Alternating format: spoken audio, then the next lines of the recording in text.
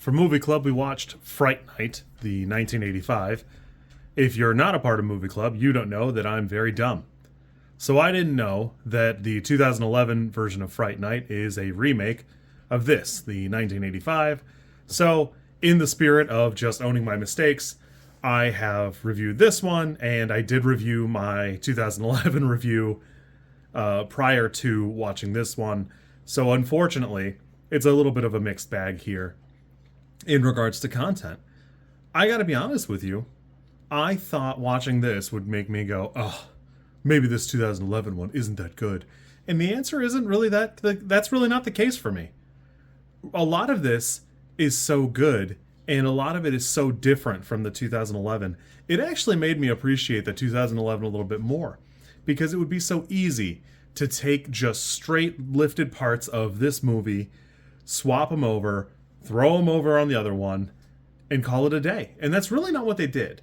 This one has such rich pacing, and it's so good because there's so much good done with the lore.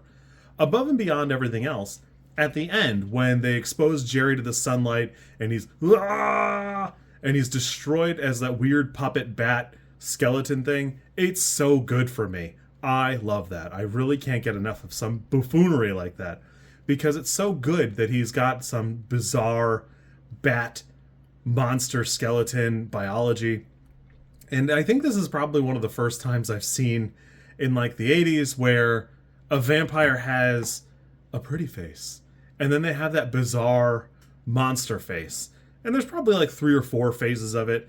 God, it just looks so good because they're so monstrous when you look at them that it's not present in Dracula, and it's understandable for Dracula for the most part. But it's something I liked so much about Nosferatu. He's such a hideous monster. And, you know, I like that. I like that his biology is not like a real good science. Even the televangelist guy is not really sure about it. He's got some good ideas. He's pretty sure about some stuff, but it's pretty clear that he's not really like an expert. There's something to be said for the interesting way they ground this in suburbia, and it's got such a palpable thing that, you know, a regular person can taste it. You could be in this situation like Charlie Brewster is and feel like everybody around you thinks you're crazy no matter what you've seen. Big shout out to a couple tropes from the 80s. The gratuitous breast scene. Always a fun little thing here to be watching. And then followed up by the hilarious investigation by a police officer who is so overdoing his job, he just straight up takes the accuser right into the suspect's house. Just flat out, here, come on in, kid, and you also will do some of the yelling. And then he yells at him right there in the driveway. Well, good luck with this guy you said was a murderer. Bye.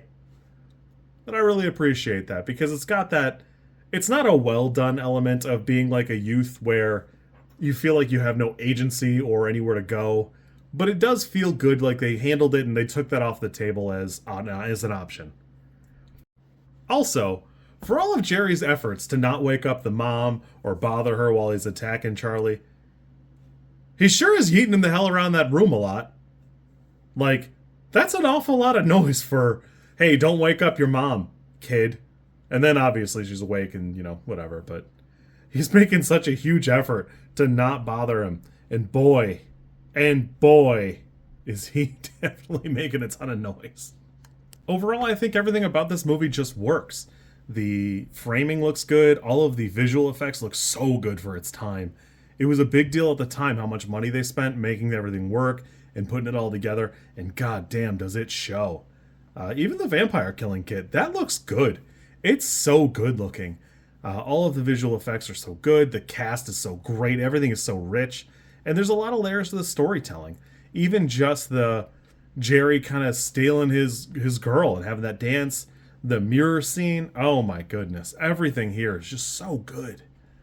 And it all locks in. And it's got like so many good bits and parts. I really think I'll watch this again eventually. I see there is a part 2. I hesitate to think it's any good, but I'll probably watch it anyways just to check it out later. I had a really good time with this. This, for me, is such a solid vampire movie.